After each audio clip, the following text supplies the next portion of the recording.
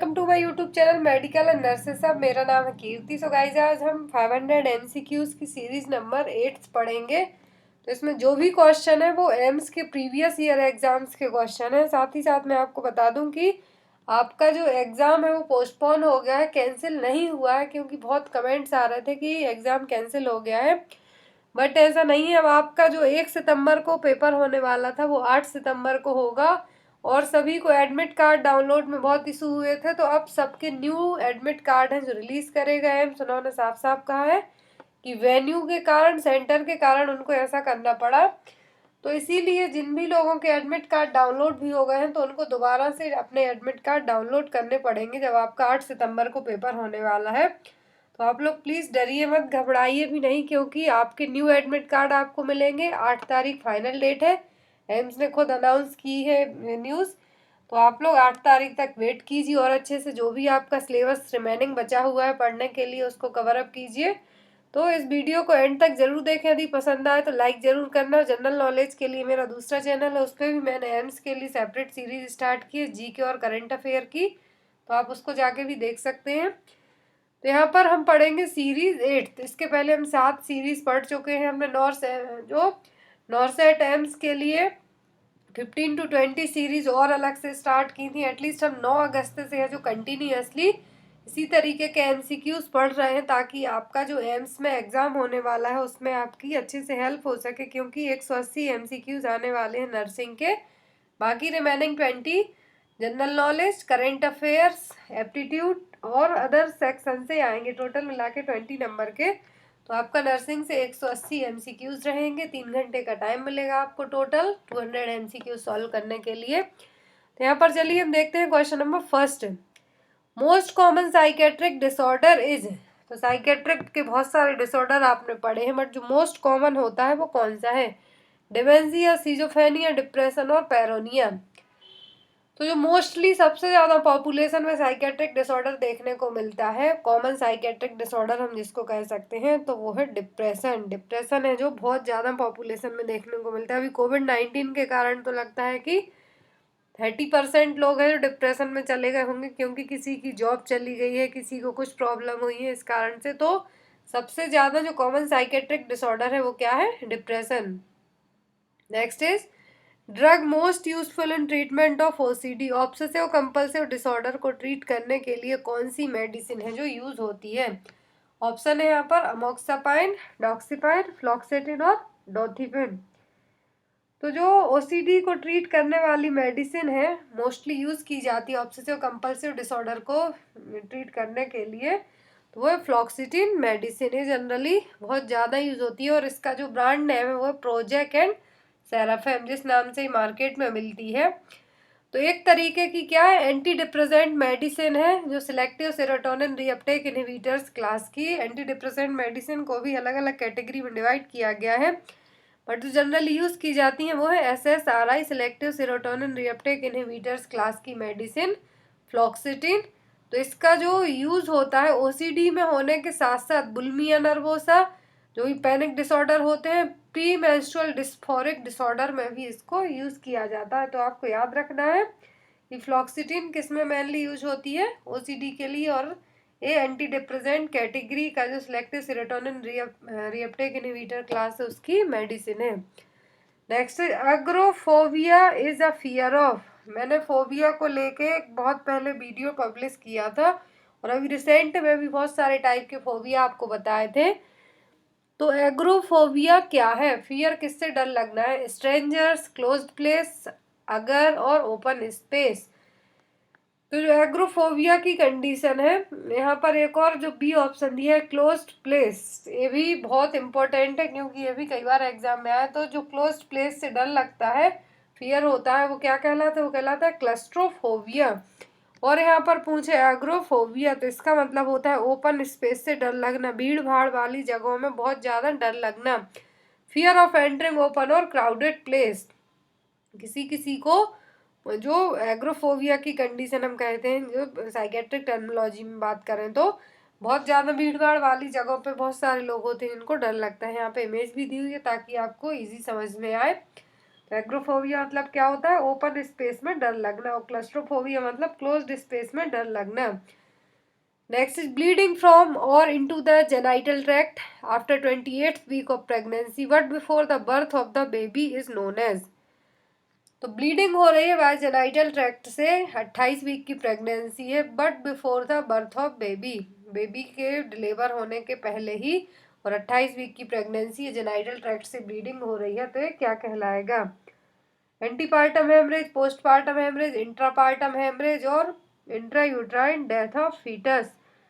तो जो 20th week of pregnancy में ब्लीडिंग हो रही है बट बेबी की डिलीवरी नहीं हुई है, तो ये कहलाएगा एंटीपार्टम हेमरेज।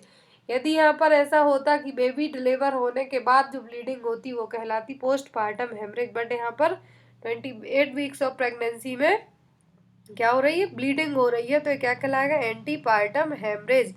इसमें जनरली क्या होता है, यहाँ तो 28 वीक दिया हुआ है, बट एंटीपार्टम हेमरेज में कभी कभी जो जेनाइटल ट्रैक्ट से ब्लीडिंग होती है 24+ वीक के बाद कभी भी हो सकती है, prior to birth of the baby. और इसका जो मोस्ट कॉमन कॉज क्या होता है एंटीपार्टम हेमरेज, कई बार एग्जाम में आ सकता है, तो वो है प्लेसेंटा प्रीविया और प्लेसेंटल एब्रप्शन। ये दोनों क्या हो सकते हैं, मोस्ट कॉमन कॉज हो सकते हैं एंटीपार्टम हेमरेज के। Next is which among the following food group is the most preferred food group by pregnant mothers. जो प्रेग्नेंट लेडीज है, प्रेग्नेंट मदर्स है, उनको किस कैटेगरी का फूड ग्रुप है जो प्रेफर किया जाएगा अकॉर्डिंग टू ऑप्शन के। ऑप्शन है यहाँ पर high fat and low protein, high protein and low carbohydrate, high protein and low fat, और high carbohydrate and high fat. तो जो प्रेग्नेंट मदर्स होंगी उनके लिए जो मोस्ट प्रेफरेबल फूड होगा, खाना होगा, वो होगा high protein and low fat. Protein की मात्रा ज़्यादा हो खाने में और फैट क्या हो, कम हो। Next is the drug administered to reduce the vertical transmission of HIV from mother to foetus is. तो जनरली डिसीज का ट्रांसमिशन टू टाइप से होता है, एक तो वर्टिकल और दूसरा हॉरिजॉन्टल। तो वर्टिकल ट्रांसमिशन में क्या होता है कि मदर से फीटस में कोई भी डिसीज ट्रक का ट्रांसफर होना, चाहे वो डिलीवरी के टाइम पर हो या फिर ब्रेस्ट फीडिंग के टाइम पर हो, इस तरीके से। तो यहाँ पर HIV पॉजिटिव मदर है यदि, तो उसके बेबी को वर्टिकल ट्रांसमिशन से बचाने के लिए कि उसको HIV ना हो, तो कौन सी मेडिसिन है जो यूज़ की जाएगी ताकि चांसेस कम रहे वर्टिकल ट्रांसमिशन के। ऑप्शन है यहाँ पर इंडाविर, लेमिविडिन, नेविरापाइन और जिडियोविडिन। तो जिडियोविडिन भी जनरली यूज़ की जाती है HIV एड्स में, बट मदर से फीटस में HIV ट्रांसमिट ना हुआ है वर्टिकल ट्रांसमिशन, तो उसके लिए जो मेडिसिन दी जाती है वो क्या है, नेविरापाइन। तो जनरली जो वायरस का ट्रांसमिशन होता है वो 2 मोड से होगा, 2 मोड से होगा, हॉरिजॉन्टल और वर्टिकल। तो हॉरिजॉन्टल में क्या होता है कि सेम जनरेशन के लोगों में एक कंडीशन होगी, वर्टिकल में मदर से फीटस में ऑफ स्प्रिंग में एक कंडीशन है जा सकती है। वायरस जनरली हॉरिजॉन्टल और वर्टिकल रूट के थ्रू ही ट्रांसफर होता है। Next is expulsion of cervical mucus plug mixed with blood is called. तो expulsion of cervical mucus plug और क्या है, ब्लड भी मिक्स है साथ में, तो ये क्या कहलाएगा, bag of water, cervical secretion, so और ब्लीडिंग पर बेजाइना। तो एक इसको जनरली ब्लडी पर सो भी आपने पढ़ा होगा गायनिक में, तो ये वही है। तो सर्वाइकल म्यूकस का ब्लड के साथ मिक्स होके बाहर आना तो क्या कहलाता है, सो। तो यहाँ पर राइट आंसर क्या होगा, C. Next is painless uterine contraction felt on abdominal palpation occurring every 15 minutes refers as. तो क्या होता है, पेनलेस यूट्राइन कॉन्ट्रैक्शन फील हो रहे हैं एब्डोमिनल पाल्पेशन के टाइम पर हर 15 मिनट में, दर्द नहीं हो रहा है, पेनलेस है, यहाँ पर ऊपर साफ लिखा हुआ है पेनलेस है, तो ये क्या कहलाएंगे, quickening, Osiander sign, Braxton Hicks contraction और D none of the above. तो क्विकनिंग तो आपने पढ़ा होगा, फर्स्ट फीटल मूवमेंट है बेबी का, तो यहाँ पर इसका राइट आंसर क्या होगा, सी, ब्रैक्सटन हिक्स कॉन्ट्रैक्शन है, क्या है, पेनलेस यूट्राइन कॉन्ट्रैक्शन है जो एब्डोमिनल पाल्पेशन के थ्रू हर 15 मिनट में फील होते हैं। तो यहाँ पर इसका सही आंसर क्या होगा, C. Next is which of the following drug is most commonly used in the management of postpartum haemorrhage. Postpartum haemorrhage को ट्रीट करने के लिए जो मोस्ट कॉमनली मेडिसिन यूज होती है वो क्या है, ऑक्सीटोसिन, प्रोस्टाग्लैंडिन, मेथार्जिन और एस्ट्रोजन। तो जो मोस्टली सबसे ज़्यादा यूज़ होती है पोस्टपार्टम को ट्रीट करने के लिए ड्रग, वो है ऑक्सीटोसिन। ऑक्सीटोसिन को मेनली यूज़ किया जाता है। पोस्टपार्टम हेमरेज होने का कारण क्या है, ये भी आपको एग्जाम में आता है, तो है एटोनिसिटी ऑफ यूट्रस। यूट्रस की मसल्स है उनमें क्या हो जाती है, टोन रहती है उनकी, जो मसल्स की टोन में क्या देखने को मिलती है, वो मसल्स दोबारा से अच्छे तरीके से वापस सही कंडीशन में नहीं जा पाती हैं। तो उसका मेन कारण क्या होता है, पीपीएच का, एटोनिसिटी ऑफ यूट्रस। तो ऑक्सीटोसिन और पिटोसिन फर्स्ट चॉइस है प्रिवेंशन ऑफ पोस्टपार्टम हेमरेज के लिए, क्योंकि ये इफेक्टिव तो होती ही, साथ ही साथ जो अर्गोट एल्कलॉइड्स होते हैं जैसे कि प्रोस्टाग्लैंडिन, इसके कंपैरिजन में कम साइड इफेक्ट रहते हैं और मोर इफेक्टिव होती हैं। इसीलिए ऑक्सीटोसिन और पिटोसिन क्या है, सबसे ज़्यादा यूज़ की जाती है पीपीएच को प्रिवेंट करने के लिए। और पीपीएच की कंडीशन कब कंसीडर की जाती है पोस्टपार्टम हेमरेज की, जब नॉर्मल डिलीवरी के बाद जो ब्लड का अमाउंट है वो कितना 500 ml अमाउंट कितना हो, लॉस हो, इससे मोर देन 500 ml लॉस हो, और नॉर्मल की बात कर रहे हैं यदि सिजेरियन में कितना होता है 1000 ml। Next is if the uterus becomes boggy after 1 hour of delivery, the initial response of the midwife would be. यदि यूट्रस क्या हो रही है डिलीवरी के बाद वॉगी फील हो रही है, तो आपका जो फर्स्ट स्टेप है वो क्या होगा, check the blood pressure, notify the physician, observe the amount of bleeding और मसाज द यूट्रस। तो यूट्रस बॉगी, आपने यूट्रस को टच किया तो किस तरीके से देखने को मिला, बॉगी देखने को मिला, 1 घंटा हो गया डिलीवरी के लिए, तो आपका फर्स्ट रिस्पॉन्स होगा मसाज द यूट्रस। और आपको ऐसा क्यों करना होगा, क्योंकि जो यूट्रस की जो टॉनिसिटी है वो वापस रहे, क्योंकि यदि एटोनिसिटी देखने को मिलेगी तो पीपीएच के चांसेस ज़्यादा बढ़ जाएंगे। बट लेकिन आपके लिए यूट्रस का जो फंडस है वहाँ पर ज़्यादा प्रेशर नहीं लगाना है, नहीं तो यूट्रस इन्वर्जन होने के चांसेस भी बढ़ सकते हैं। तो आपको क्या करना है, मसाज करना है यूट्रस के लिए, ताकि वहाँ पर जो प्लेसेंटा अटैच्ड है उसको बाहर निकालने के लिए हमें क्या करना है, मसाज करना है, हार्डली मसाज करना है, बट एक्सेसिव प्रेशर के साथ क्या करना है, आपको फंडस को प्रेस नहीं करना, नहीं तो यूट्राइन इन्वर्जन भी हो सकता है। तो यहाँ पर आपको क्या करना है, यूट्राइन मसाज करना है, ताकि जो प्लेसेंटा अंदर है वो बाहर आ सके, डिटैचमेंट हो सके और ब्लीडिंग होने के चांसेस भी कम रहे। Next is which of the following is not a component of Apgar score. तो वर्जीनी अपगार ने एक स्कोरिंग सिस्टम दिया था न्यूबॉर्न बेबी को असिस्ट करने के लिए। तो यहाँ पर अपगार स्कोर का कंपोनेंट क्या नहीं है, colour of the body, heart rate पर मिनट, रेस्पिरेटरी रेट पर मिनट और मसल टोन। तो यहाँ पर इसका जो राइट आंसर होगा वो क्या होगा, तो अपगार स्कोर जो किसने दी थी, वर्जीनी अपगार ने, जो साइंटिस्ट थे।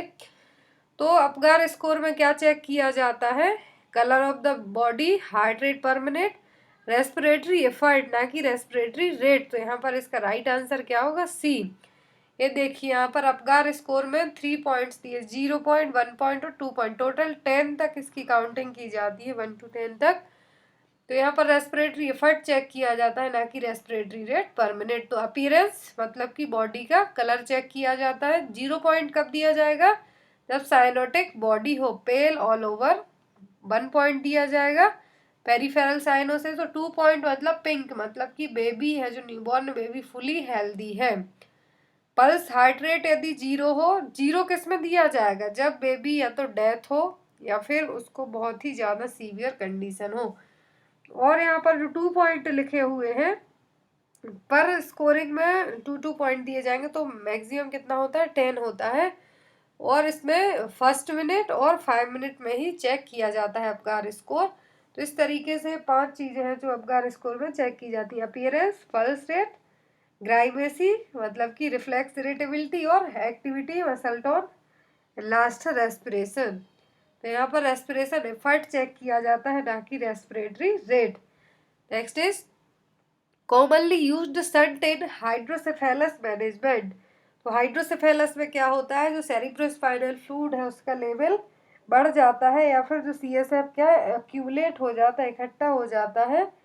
तो उसको कैसे मैनेज करेंगे, जो एक्स्ट्रा सीएसएफ है उसको कैसे बाहर निकालेंगे, तो उसके लिए जो एक साइंटिफिक प्रोसीजर यूज किया जाता है वो कौन सा है, वेंट्रिकुलो एट्रियल, वेंट्रिकुलो पेरिटोनियल, वेंट्रिकुलो पेरिकार्डियल और वेंट्रिकुलो प्लूरल। तो पहली जो सेंटिंग यूज होती है वो होती है वेंट्रिकुलो पेरिटोनियल सेंटिंग। जो CSF एक्सेस अमाउंट में ज़्यादा है उसको बाहर निकालने के लिए सेंटिंग यूज की जाती है, वो क्या है? वेंट्रिकुलो पेरिटोनियल। तो यहाँ पर इसका सही आंसर क्या होगा? बी।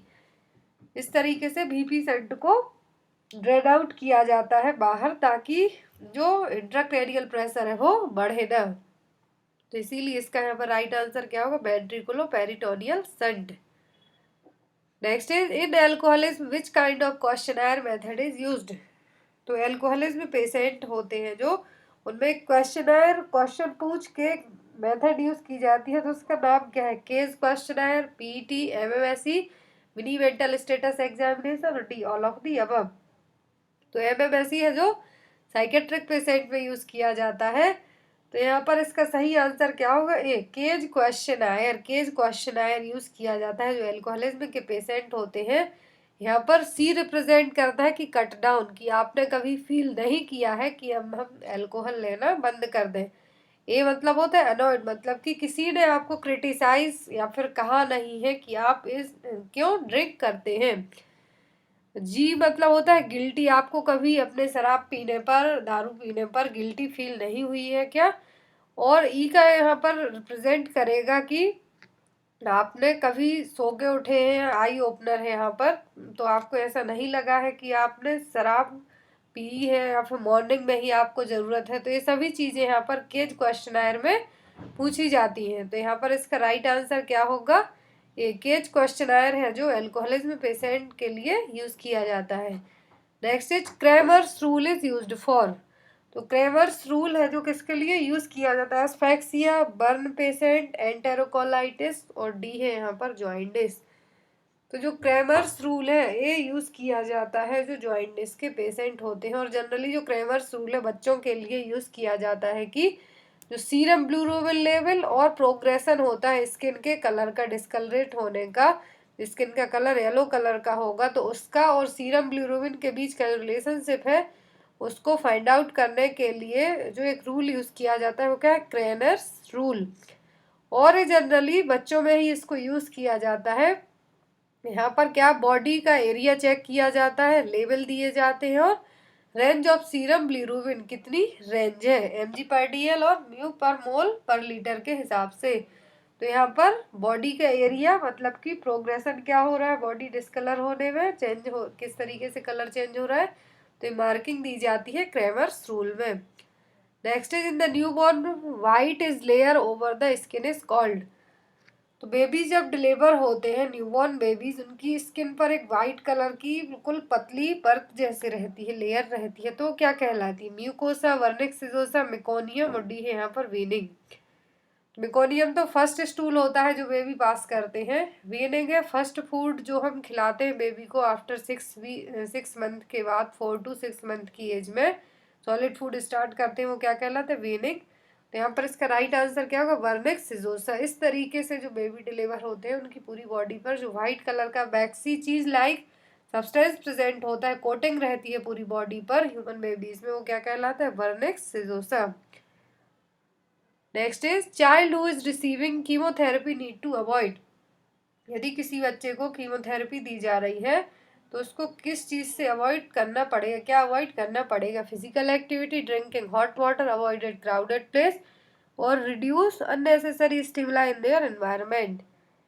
तो यदि किसी बच्चे को कीमोथेरेपी दी जा रही है तो उसकी इम्यूनिटी क्या है? ऑलरेडी सप्रेस्ड हो चुकी है, बहुत वीक इम्यूनिटी हो चुकी है। तो ऐसे केस में उस बच्चे को और अदर हम भीड़ वाले प्लेस पे भेजेंगे, क्राउडेड प्लेस पे भेजेंगे, तो इन्फेक्शन होने के चांसेस और ज़्यादा बढ़ जाएंगे। तो इसीलिए यहाँ पर इसका सही आंसर क्या होगा? C, avoided crowded place. क्योंकि जो भी बच्चों के लिए या तो इम्यूनिटी से रिलेटेड कुछ प्रॉब्लम है या फिर उनको कीमोथेरेपी दी जा रही है, उनको भीड़ भाड़ वाले इलाकों से दूर रखना पड़ेगा, क्राउडेड प्लेस से दूर रखना पड़ेगा, ताकि उनमें इन्फेक्शन होने के चांसेस कम रहे, क्योंकि उनकी ऑलरेडी जो इम्यूनिटी क्या है? सप्रेस्ड है कीमोथेरेपी के कारण। तो यहाँ पर इसका राइट आंसर होगा C, avoided crowded place. Next is which kind of image is seen. यहाँ पे जो इमेज दिख रही है ये क्या है? DBT pump, cardiac monitor, CPAP mask और D none of the above. तो ये क्वेश्चन कई बार एग्जाम में आ चुका है। ये क्या है? डीबीटी पंप है। इसका यूज क्यों किया जाता है? जो डीप वेन थ्रोम्बोसिस के लोग होते हैं तो उनको प्रिवेंट करने के लिए, डीवीटी प्रिवेंट करने के लिए जो डीवीटी पंप का यूज किया जाता है। इस तरीके से भी आपको एग्जाम में इमेज दिख सकती है, या तो आपको इस तरीके से आ सकती है या फिर आपको इस तरीके से दिखा सकते हैं, पैरों में जो डीबीटी पंप है यूज करके दिखा सकते हैं। Next is what is the name of this equipment which is seen in image. यहाँ पे इक्विपमेंट दिख रहा है, इसका नाम क्या है? ईईजी, ईसीटी, ईईजी और D none of the above. तो यहाँ पर जो इमेज दिख रही है क्या है? ये ना तो ईईजी है और ना ही ईसीजी है। ये क्या है? ECT, electro convulsive therapy. Electro convulsive therapy machine है यहाँ पर जो दिख रही है, ईसीटी मशीन। तो इसका जो यूज जनरली किसके लिए किया जाता है? जिन लोगों के लिए जो साइकेट्रिक प्रॉब्लम हो और उन पर मेडिसिन का जो असर है वो क्या हो रहा है? कम हो रहा है, या फिर मेडिसिन से वो ठीक नहीं हो पा रहे हैं, तो ऐसे केस में उनको ईसीटी दी जाती है, इलेक्ट्रो कन्वल्सिव थेरेपी। जो स्मॉल इलेक्ट्रिक करंट होते हैं ब्रेन में पास किए जाते हैं, तो इसीलिए इसका नाम से ही आप समझ सकते हैं, इलेक्ट्रो मतलब कि कुछ करंट पास किए जा रहे हैं बॉडी में, तो इसीलिए इसका नाम क्या है? इलेक्ट्रो कन्वल्सिव थेरेपी और ईसीटी मशीन है। यहाँ पर जो अदर ऑप्शन दिए, ईईजी इलेक्ट्रोकार्डियोग्राफी, तो इसमें इस तरीके से रहेगी, और ईईजी इलेक्ट्रोएंसेफेलोग्राफी जो ब्रेन की फंक्शनिंग के लिए यूज किया जाता है। यहाँ पे बहुत सारी लीड्स 32 लीड्स होती हैं जिनको पूरे ब्रेन में लगाया जाता है, स्कैल्प में लगाया जाता है। तो इस तरीके से इलेक्ट्रोएंसेफेलोग्राफी परफॉर्म की जाती है, और ईसीजी कार्डियक मॉनिटरिंग के लिए यूज किया जाता है। Next is butterfly rashes is seen in. तो बटरफ्लाई रेसेस किस कंडीशन में देखने को मिलते हैं? सिफिलिस, सिस्टमिक लूपस एरिथ्रोमेटस, ट्यूबरक्लोसिस और मीजल्स।